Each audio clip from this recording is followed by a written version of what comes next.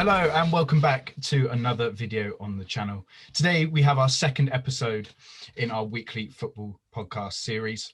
And on today's one, we're going to be discussing whether we think Manchester United are genuine title contenders. We're also going to be looking at the matches and the results from this weekend and discussing a few things that we've taken from them as well. So we're going to get kick-started straight away. I'm here with Byron today. And we're going to firstly look at the Liverpool versus Manchester United game that took place yesterday. Result was 0-0.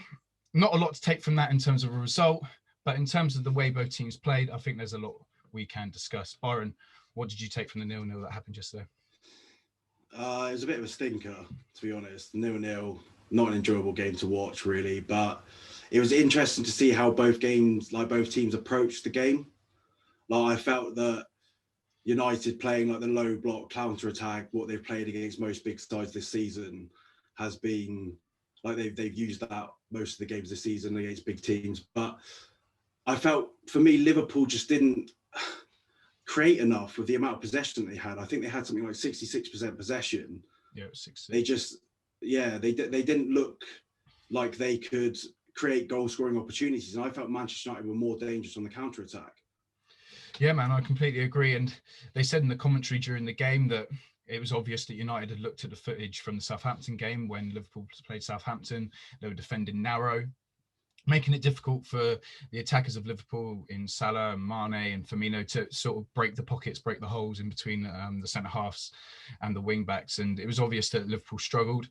The stats show that they had 17 shots, but only 3 of them on target, to United's 8 shots, where they actually managed to have 4 on target themselves. So they actually had more shots on target in the entire game, showing that Liverpool, like you say, had the ball, had control of the game, but couldn't create anything in a match that was largely dominated by, like you say, United's low block. Yeah, I was extremely disappointed, sort of like last 30 with United. I felt they did really well in the first half to sort of like see out like Liverpool's, like, because they're going to start the game well at Anfield, right? Like 67 games unbeaten or something at Anfield, like since Jurgen Klopp's been there. And you always knew that Liverpool were going to come out of the blocks quick.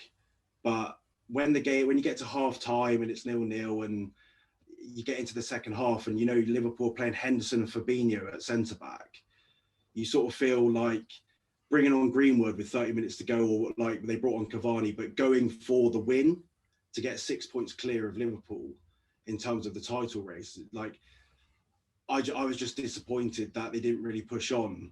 You know what I mean?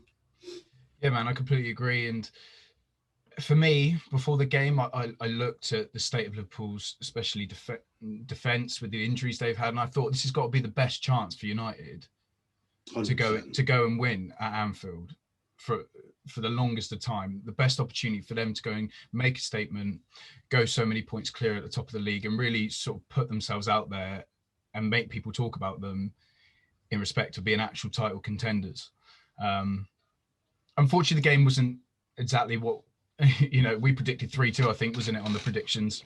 Yeah, it definitely wasn't anywhere near that sort of standard or entertainment. But I feel United had good shape. Watching the game, they had good shape. They set up well, and Liverpool, the best team in the country. They're arguably the best team when they've got everyone fit in the world at the moment. I don't blame Manchester United for setting up the way they did.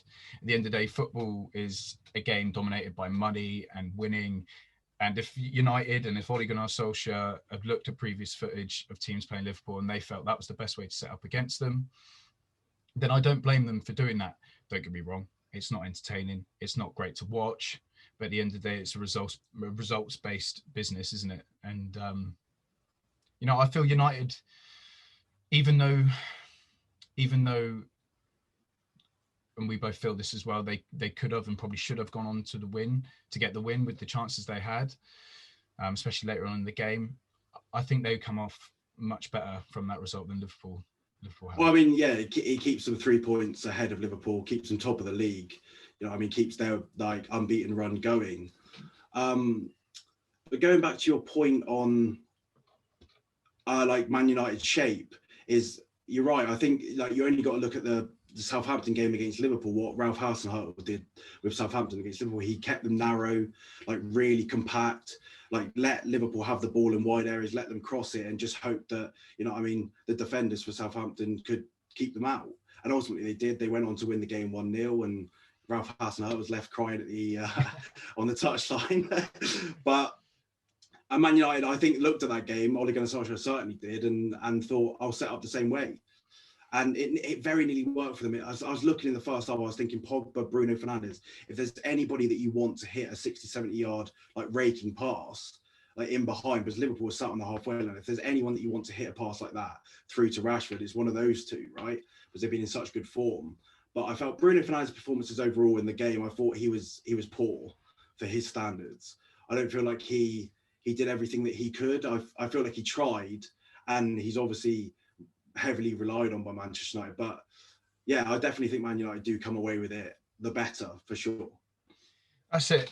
Like, you've got, the way I've looked at it after the game is, if you've got an informed Bruno Fernandes in that game who is playing on top of his game, and maybe Rashford and Martial as well were on it, I think United could have won easily 1 or 2, 3-0 with the chances they had, because Bruno missed a quite obvious one towards the end. Pogba had his effort, and to be honest, if it wasn't for Alisson in there, Alisson had an absolute blinder, especially in that second half, putting on some really, really good saves, showing why he is probably the best goalkeeper in the world, or one of at the moment.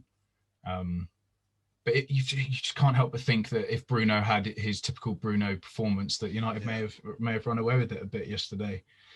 But it wasn't to be, and 0-0 isn't entertaining, like we said, and it's a point for both, but it keeps United at the top of the league on 37 points. Moving on,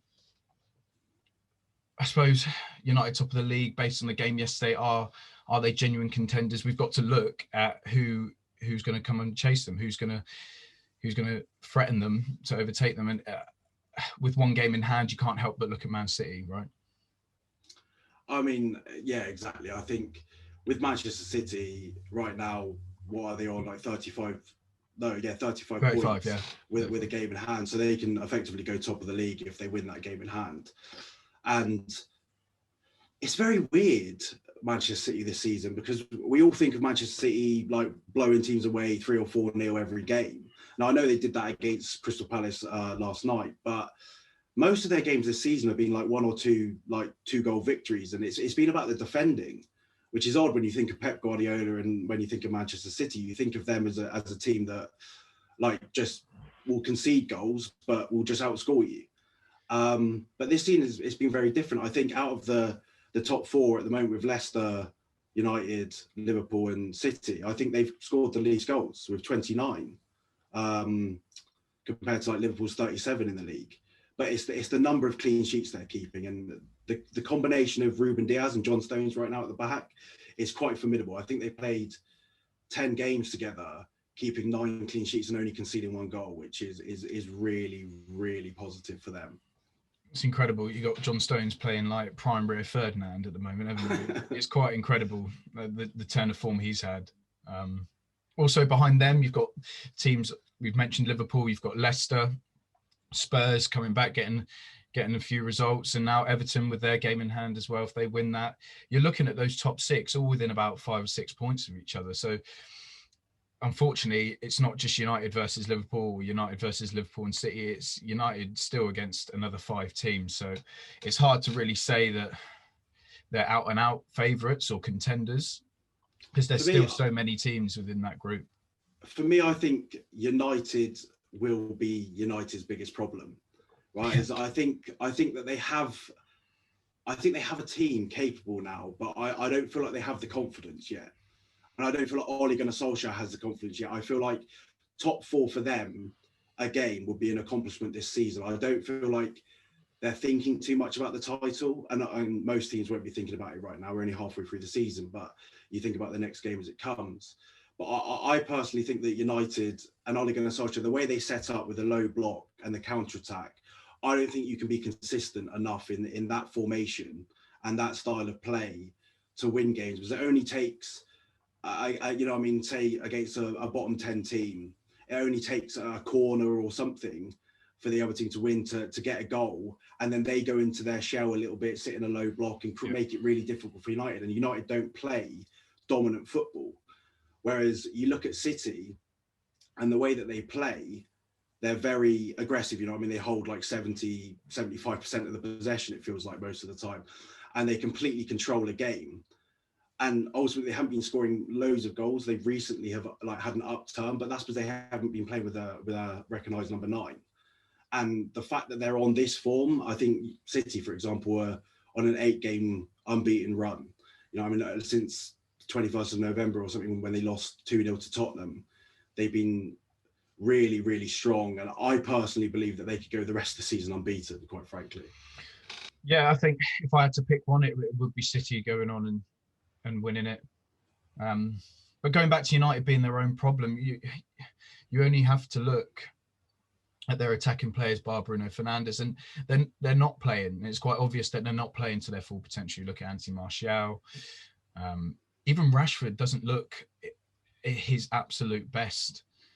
We were talking last night about him, how he's normally so clinical, sort of ball comes over the top, one touch shot sort of thing. But even in last night's game, he was taking a few touches too many and getting the ball caught up in his feet. And on another day when you've got those players on fire, they go and win a game like the one yesterday. And we're chatting here saying that, you know, they could really be title contenders. But you've got Bruno Fernandes, who's in the middle of everyone. And it's all good him having an incredible game, an incredible season, but you still need the pieces to work around him. And like you say, United being their own worst enemy in a sense, those attackers have really got to start helping Bruno Fernandes out.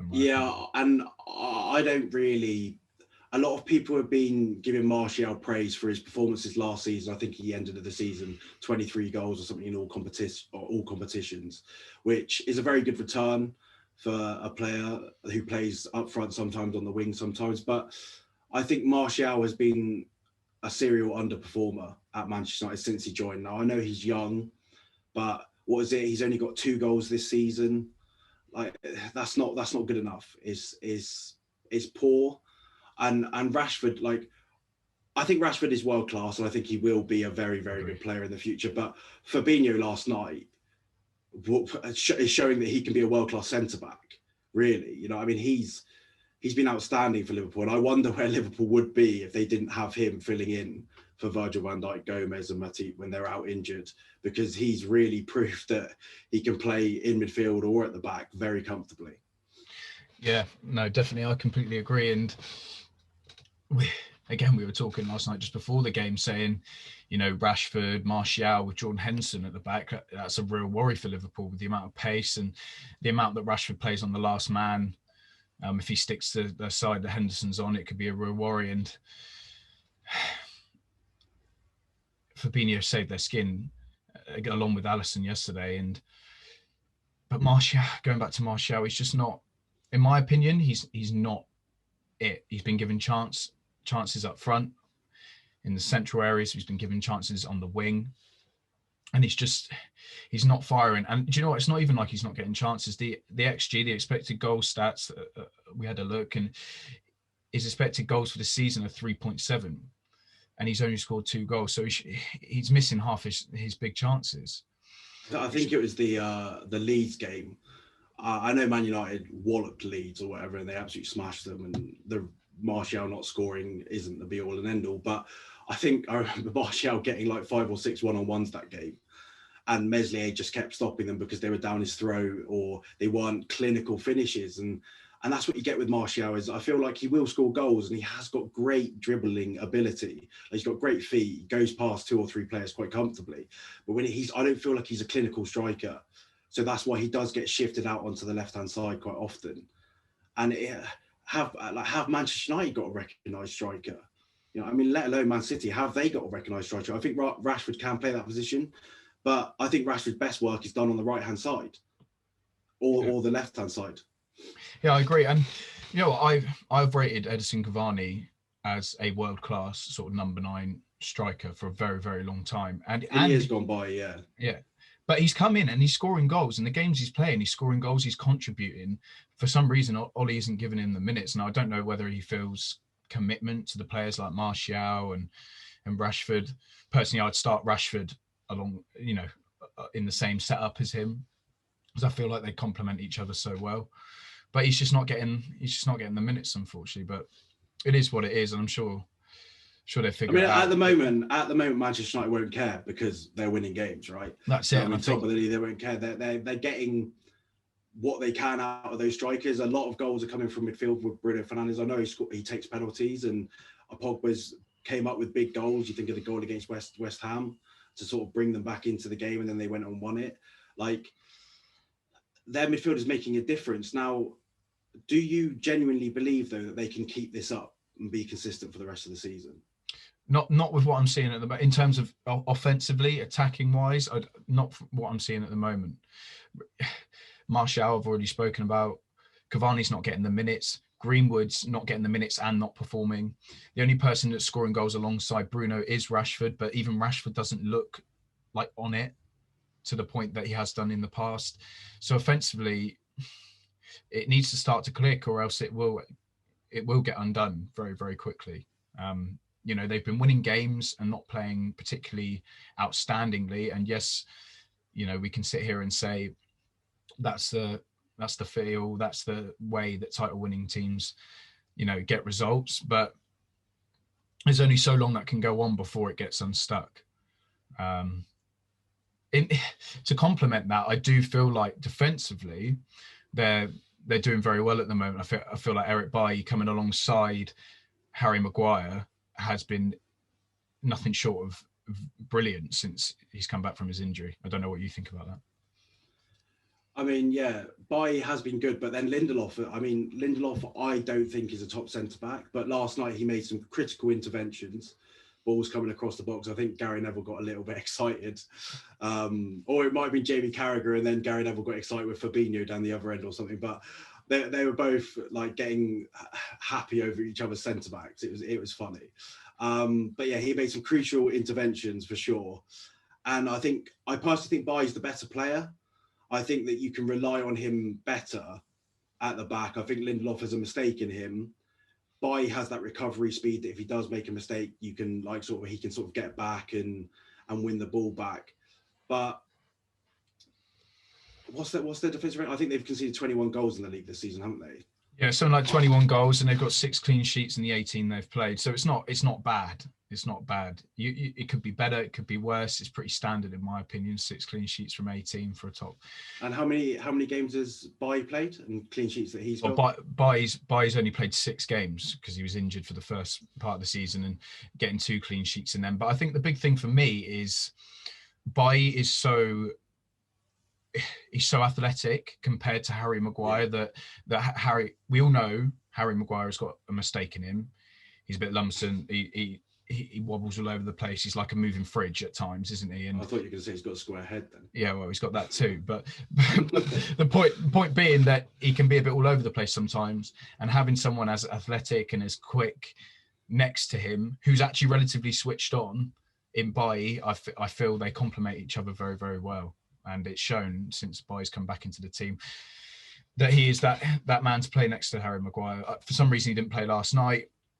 I have no idea why. He obviously wanted to put Lindelof back in there, felt like that was going to work better. But in my opinion, I think Eric Bailly is a very important piece to the puzzle for Manchester United for the rest of the season. But not only that, I think when you look at the fullbacks as well, Wan-Bissaka, I know he's like Bambi on ice when he goes forwards. But in terms of 1v1 defending, I don't think there's many better players in the league at right back that can, face up any winger 1v1 and win the ball off of him. And then I think since Telles has come in at left back at Manchester United, obviously he's not playing, but I think Luke Shaw's upped his game. Gary Neville was making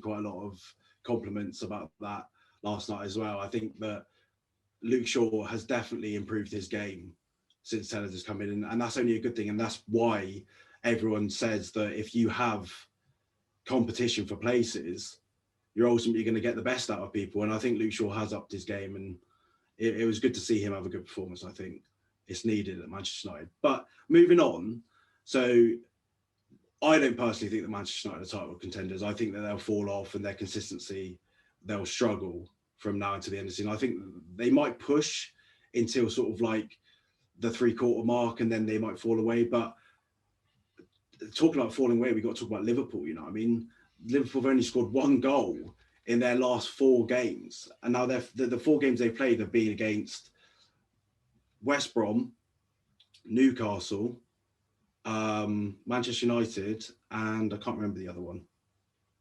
No, I can't remember the other one as well. But they've only scored 1 goal in 4 games. That's the first time since 2005 that they failed to score in like 3 or 4 consecutive games. Oh, it was the United game. Of course it was. 0-0 last night. Yeah, exactly. That's the first time since 2005, mate. 15, 16 years, which is incredible. Yeah, right? It's a crazy start. And considering the players that we all know a lot about, who they have as their front three, the things they done last season, it's got to be worrying, isn't it, for Jurgen and the boys? I mean, I used to think Mane was better than Salah. I always rated him higher. I thought what he brought to the Liverpool team was a little bit more than Salah. You know, I mean, Salah would get probably same, if not more goals than Mane, but Mane would give you such good work rate off the ball. He can play in numerous positions across the front line. He can play left wing, up front. He can play anywhere. But Mane this season has been very poor. I think he's played 17 games and scored 6 goals, which when you compare that to the stats last season, I think around the same point, he had 9 goals and 8 assists, which shows that his contribution levels this season have been much lower than they are normally. Whereas Salah, of course, is played 17, scored 13 goals. You can't ask any more of Mo Salah. He's given everything he can, but even Salah hasn't scored in the last 4 games. No, man, that's it. And you can't help but not mention Bobby Firmino in that trio, as they always play together, only scoring 5. And I was a big supporter of Roberto Firmino last year. A lot of people, especially towards the end of the year, wanting to get at Liverpool, saying, "Oh, Firmino's not that good. He doesn't score enough goals." And I feel like he does a really, really good job, or definitely did last season for Liverpool, connecting the midfield to the attackers. And I think that's a role that isn't appreciated enough, regardless of the amount of goals that are scored. But this season, only scoring 5 in 18 games, I'm starting to think maybe that the goals have dried up for him. Maybe that he isn't doing enough, because I don't think the assists are really there for him either. Do you know what I mean? If he's not scoring the goals, you expect him to assist in a way. Yeah, I think he's only got 3 assists this season, and the assists aren't there either. So you're trying to put the pieces together through stats, but well, if we go back to, start of the season with the form of Diogo Jota, not only in the Premier League but in the Champions League, like it was getting to the point where Jurgen Klopp was either playing all 4 of them up front. I don't know how he was making that work, but he was playing all 4 of them up front, or it looked like Firmino was going to get dropped and Diogo Jota was going to play up front for them, or maybe with Mane and Jota would play on the left-hand side. But Jota, since I know he's been injured for a long time, but in this season so far in the Premier League, he scored 5 goals in 9 games. That's when you look at Firmino in double the amount of games, only scoring the same amount of goals. It shows you how much they are missing Diogo Jota in that. Yeah, sure. And, he's due back in February, so that's another couple of weeks. And, Liverpool, they've got Tottenham and West Ham in their next 3 games, which I think are 2 very difficult fixtures, very awkward fixtures for them, a bit like the United one last night. And you've also got the case in regards to injuries of their 2 centre-halves, Virgil van Dijk, Joe Gomez, both not due back until May, which is pretty much the end of the season. Yeah. Well, it will be the end of the season, won't it? Because the season's being condensed this year, so they're not going to be back all season. And in respect to that, missing those 3 players, 2 of them, for, like I say, for the rest of the season, do we honestly think sat here that they can compete for the title? Because personally, I think if they go on and win it, is it a bigger achievement than what they did last year with the tools that they've got? I think with the season being as condensed as it is, and with them still being in the Champions League, the fixture congestion they're going to have in February time and things like that, I genuinely believe that if Liverpool do manage to win the league, with being how competitive it is this year, it will be a better achievement. Maybe not, you wouldn't call them as good of a team, but it'd be a better achievement than what they did last season. because I think consistency with coronavirus around and playing games almost every 3 or 4 days is so much harder to come by than if you're playing sort of like a Premier League game for a week, and then you have maybe a Champions League game in midweek, and then you have like a couple of weeks where you play one game every 7 days. It's a lot easier to be consistent, and they've really struggled to, like all teams have this season, find consistency. Whereas Manchester City, like I said earlier, I personally believe Man City can go now until the end of the season unbeaten, which if they manage to do that, I think that would be a phenomenal achievement. It'd be incredible, wouldn't it? I do feel like the way they're defending at the moment, your foundations start from the back, in my opinion. If you get the defence right, all you've got to do is score a couple of goals to win games, haven't you? You don't have to go and score 4 or 5. So yeah, but they're doing this with no recognised number 9. You know, I mean, Liverpool's midfield have only scored 2 goals this season. You know, I mean, Henderson's got 1 and Wijnaldum's got 1. When you look at Manchester City playing without a recognised striker, okay, their wingers are scoring for them, but like, think of the contribution of Gundogan. Yeah, man, Gundogan, De Bruyne, Foden, the amount of goals. Well, are any goals coming from their number 9? You look at Gabriel Jesus, only scored 2 goals all season. Aguero, admittedly, he's only played like 150 minutes of football off the bench, not 190 minutes completed, but he hasn't scored at all. That's Sergio Aguero now. You know, I mean, his injury record is awful, like especially like last few seasons, and you can't rely on him anymore. So Manchester City, like they do, will probably go and spend 70 odd million in the summer on buying a new number 9. Let Sergio Aguero go. If they sign him to a new contract, they can't rely on him to play 10 games in a season. I just think that, thank God, Pep Guardiola's got it right by playing, you know, I mean, De Bruyne or Bernardo Silva is like the false 9 in that system, because Aguero's, obviously you can't help injuries, but he can't be relied upon. And if Manchester City don't act and potentially go and sign another player, if they don't fully trust Gabriel Jesus, then they're not going to be able to rely on De Bruyne. Aguero, that's for sure. They can rely on De Bruyne. That's a different matter. You know what I mean? De Bruyne is... That's another conversation. De Bruyne is the best player in the league. Yeah. And he is the one that's sort of taking up that central, like, striker position, isn't he? Like, he's sort of filling that role and doing a very good job of it. But the contribution of Gundogan for me can't go unnoticed. It's like he's got 4 goals in 6 games. It's difficult to work out, but sometimes he's used in that Fernandinho position where he sort of plays as the quarterback, if you will, like as the deepest line playmaker, like a bit like Thiago at Liverpool. But his best position for me since he was at Dortmund and at City is as a box to box. Like he can get in the box like great players of the past, like Frank Lampard, and get you a goal when you need it the most. And he's done that in his last few games.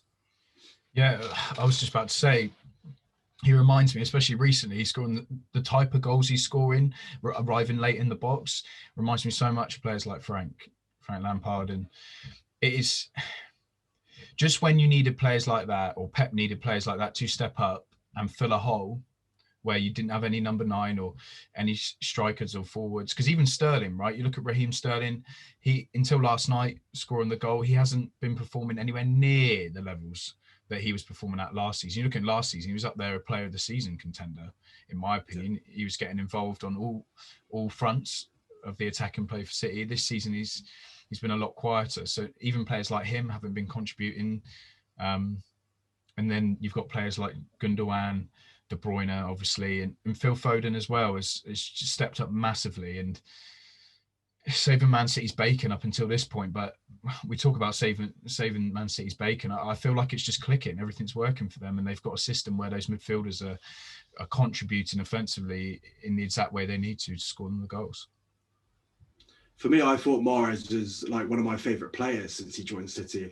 I thought he was one of the better players in the league. And Phil Foden's keeping him out of the team. You know, I mean, what Phil Foden's done this season is really good, is really positive for such a young talent that Mahrez can't even get a look in. That's it, man. And there's some of the skill he's showing as well, even in that England game the other month as well. It's showing that he has such promise. And like you say, the fact he's keeping someone of Mahrez's ability out of that City team shows how much faith Pep has in him, for sure. That's it. So looking forward then towards the next sort of 3 to 5 fixtures, let's sort of summarise how the 3 teams that we think are going to be up there competing at the end of the season. Let's see how their fixtures are looking. So we've got United, who've got Fulham, Sheffield and Arsenal. City, who've got Villa, West Brom and Sheffield. And then we've also got Liverpool, who have got Burnley, Tottenham and West Ham. For me, looking at those fixtures, you've got to be looking at City, really looking at them pulling away in the next 3 to 5 fixtures for sure. I mean, I agree with that, but I also think that Manchester United fixtures are friendly. You know what I mean? They've got Sheffield United and Fulham, 2 very winnable games. I know Fulham had the loss against Chelsea, but they've had a bit of a revitalised season. And Sheffield United, obviously, they picked up their first win against Newcastle, but they don't look very good. So Man United could arguably win both those games. And then you've got the fixture against Arsenal now.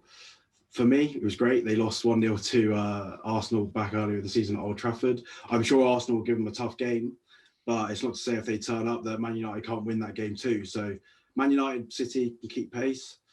And then we've got the Liverpool City game coming up shortly after those fixtures, haven't we? Yeah, 6th of February, isn't it, that fixture? And, you know, not too long after these games, that we were just discussing then. I think that's going to be a massive, massive tell, isn't it, to whether we're going to see Man City or United go ahead and really sort of leak out at the front. I think for me that City Liverpool game will be sort of like the early death of Liverpool, should we say, in terms of the title race. I think that City are going to sort of run away with the title a little bit. I don't think Liverpool can keep consistency this season with all their injuries and all that. And that's why Man City are my favourites to go on and win the title, and by quite some distance. I think that, I mean, my favourites for second now, probably United. I don't feel like Liverpool can keep pace with all their injury problems, their problems in terms of in front of goal and all that. Like, they might turn it around very quickly, but when we get to that City Liverpool game in early Feb, I think that you're looking, if City win that, they're just going to run away with it. You know what I mean? You can't really let City get ahead. Yeah, I agree. And the fact that they have no recognised centre halves or senior recognised centre halves for the rest of the season, for me, it's going to be tough. It's going to be a really tough task for Jurgen to turn them around. And like we said earlier, I really do think if they do go on and win it, it will be an incredible achievement, especially with them in the Champions League, they're still in the Cups.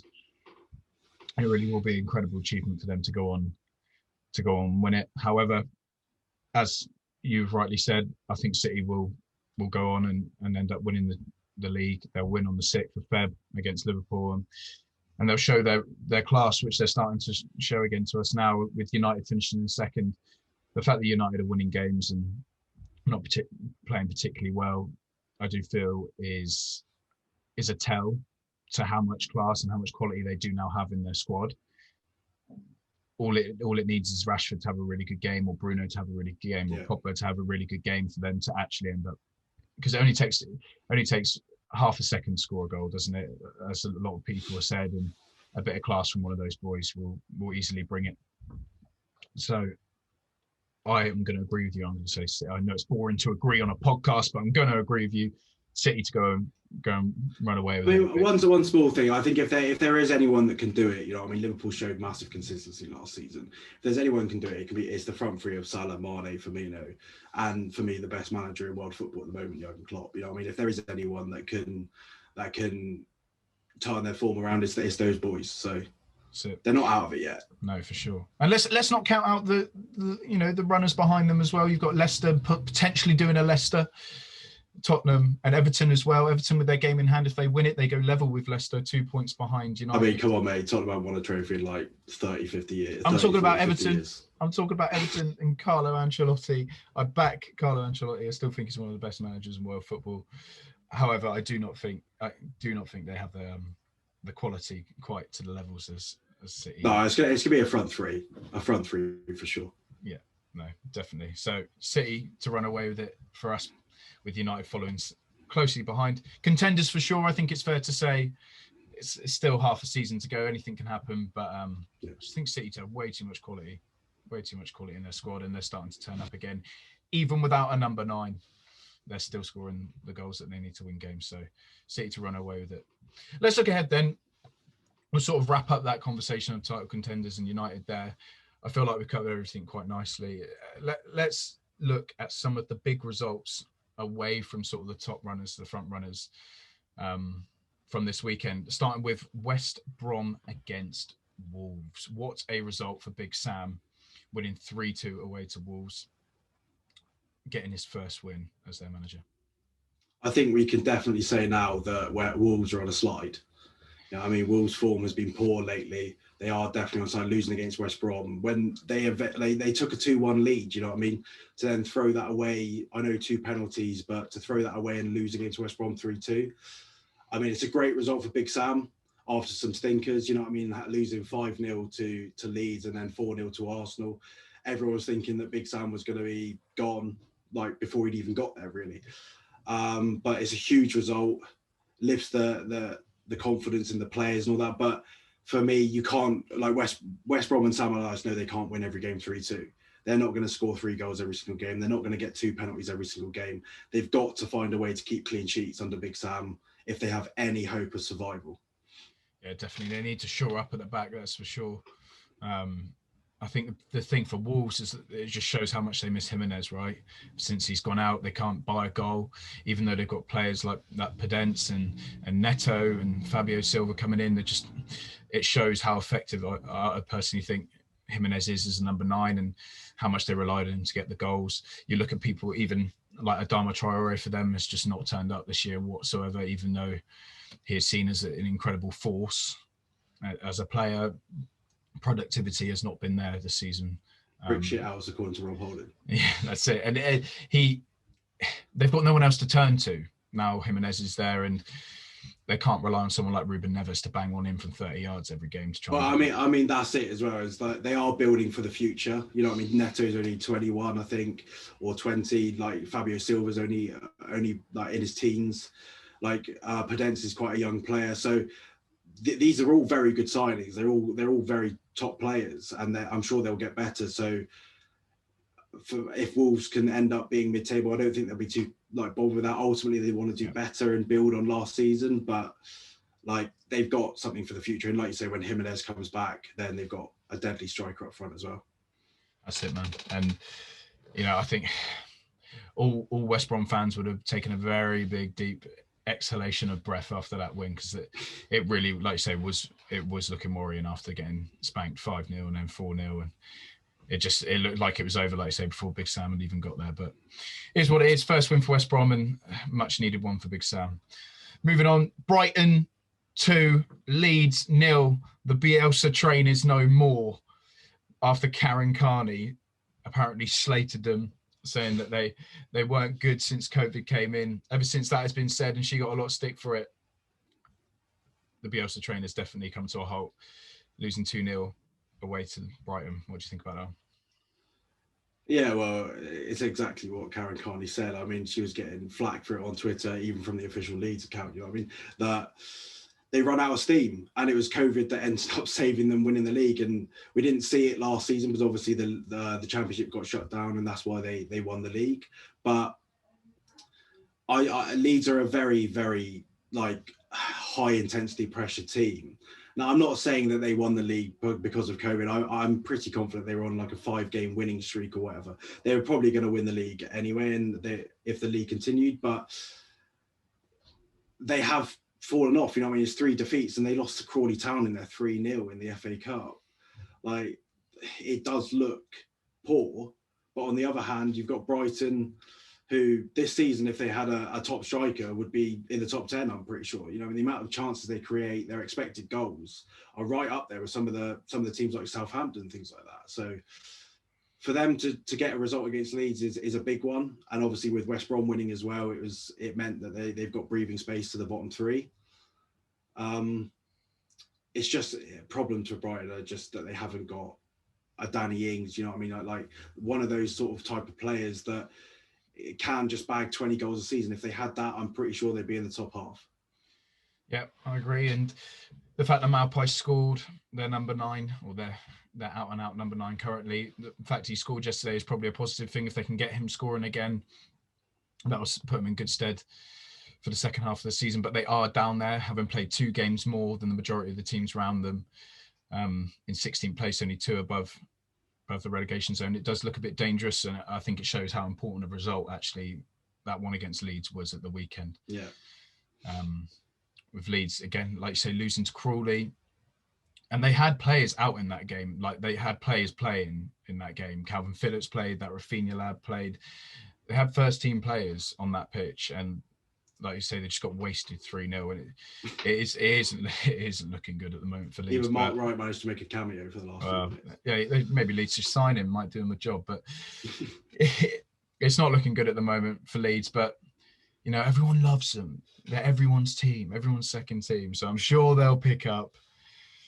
But it's entertaining to watch. It is entertaining to watch. In my opinion, I don't fall for it. I mean, for me, if they're on TV, I love to watch them because you just don't know what's going to happen in the game. They could win it 5-4, they could lose it like 4-3 or whatever. There could just be goals galore.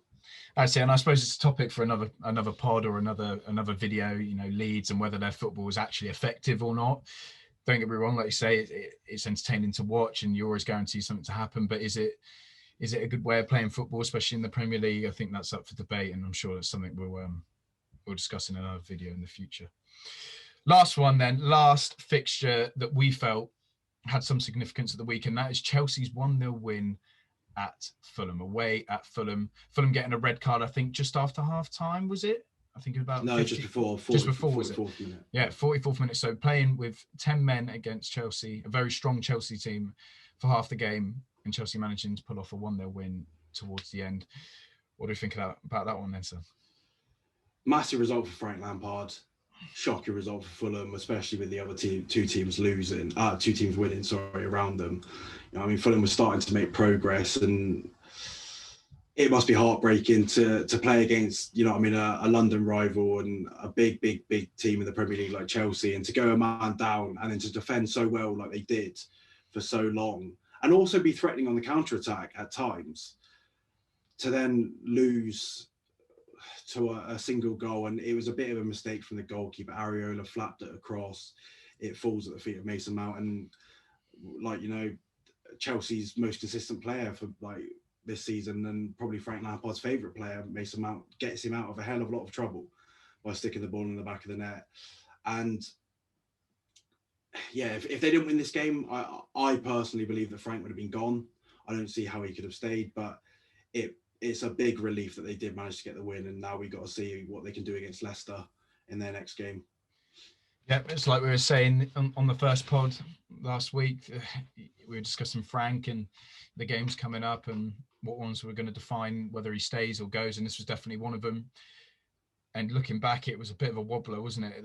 They really struggled, and if it wasn't for Mason Mount putting it in the back of the net when he did, like you say, I'm not 100% sure personally it would have been the end of him straight away, but it definitely would have tarnished sort of any rep or anything he had, any life left in him. Even a 1-0 win, it doesn't really relieve the pressure. You know, I mean, you're expected to beat Fulham. That's it. As Chelsea Football Club are, you're expected to beat Fulham, and quite comfortably at that. Yeah. And a 1-0 win will relieve the pressure slightly, but only for a very, very short time. And they have to start looking more convincing for me and winning games more comfortably like that if Frank's going to keep his job.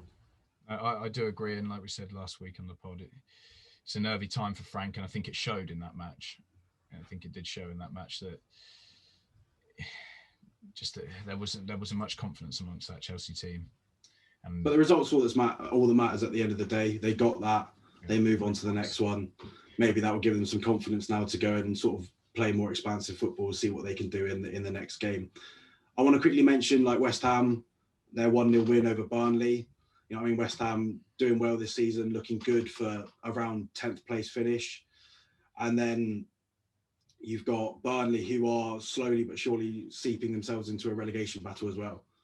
I mean, they are getting down in and around it. And if Fulham, West Brom, Brighton continue to pick up points in the near future, then Burnley will be right in there, and Sean Dyche could be in trouble, and that Burnley team could be looking like they're going down. Yeah, I think with Burnley, it's even more of a problem, like we were discussing with Brighton, where they can't score goals. They've scored 9 goals in the league this year. They've scored 9 goals. That is so much less than any. It's less than Sheffield, mate. Sheffield have scored 10 goals, and they are rock bottom with 5 points. Burnley have 16 points, but they've scored 9 goals, but have only let in 22. So Ashley Barnes, Chris Wood just aren't doing the business for them. Whether they're getting the creativity or not is another question. But Sean Dyche has always set that team out relatively solidly. I think solid's quite a good word for that Burnley. He does the absolute best that he can. Yeah, Burnley are a very small football club for the Premier League. They don't make a lot of money. They don't want to invest a lot of money in players, and Sean Dyche has done a brilliant job to keep them in the Premier League for as long as he has. And they are looking close to a relegation battle, but I'm sure he'll find a way again to keep them up by nicking 1-0 victories here and there, because that's what he's great at.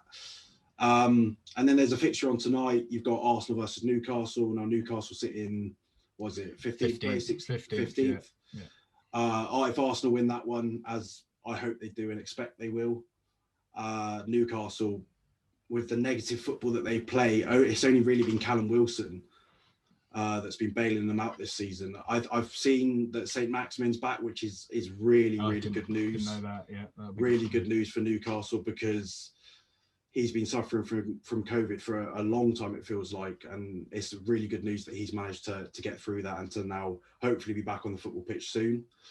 I hope it's not against Arsenal tonight, but yeah, I think Arsenal will win that game, and Steve Bruce needs to buck up his ideas a little bit for me, because I think that Newcastle are a massive football club and they shouldn't be playing the football that they do. Negative. It looks like they're like League Two style, you know what I mean? Just when I watched Arsenal against them in the FA Cup, they were just hoofing balls in from set pieces from like 60 yards out, pumping it up to Andy Carroll. And now that used to be good in the Premier League, but it's gone out of fashion now, and it won't get you wins and it won't get you results. And that's why they're in the position they are in 15th. But they're a massive football club and they deserve a lot better, I think, those Newcastle fans. Yeah, I agree.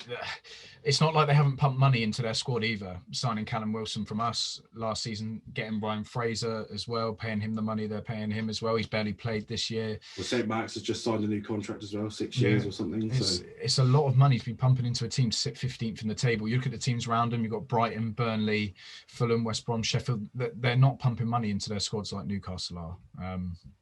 So it is a concern.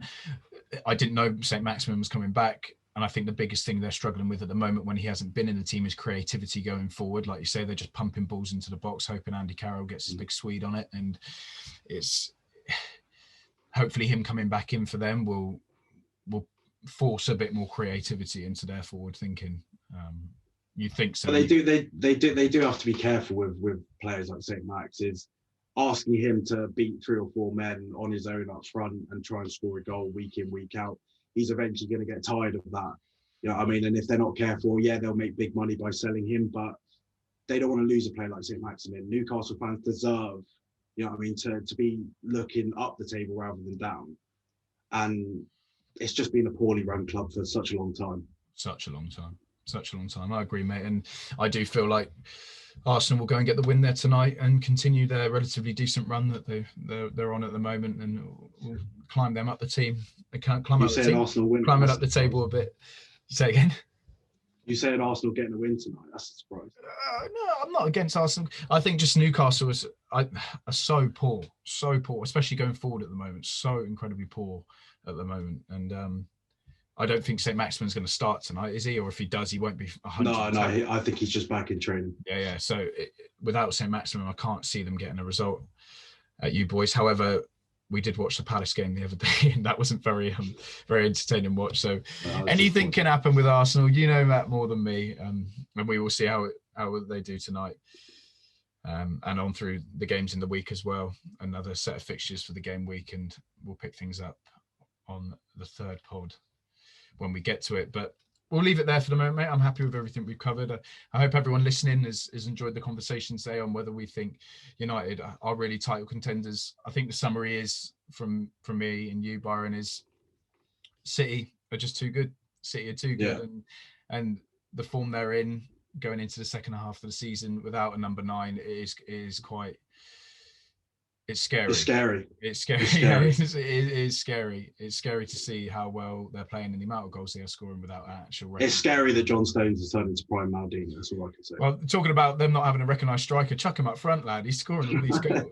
Yeah, 2 goals, didn't he? Yeah, he's scoring all these goals. But for me, anyway, I definitely don't count Manchester United out. It's the Premier League. Anything can happen. Coronavirus season. You never know, but we'll leave it there. Man City to go and win it for us with United running behind them, keeping up, but not quite doing it. We'll leave it there this week. We very much hope that you've enjoyed listening to our second podcast.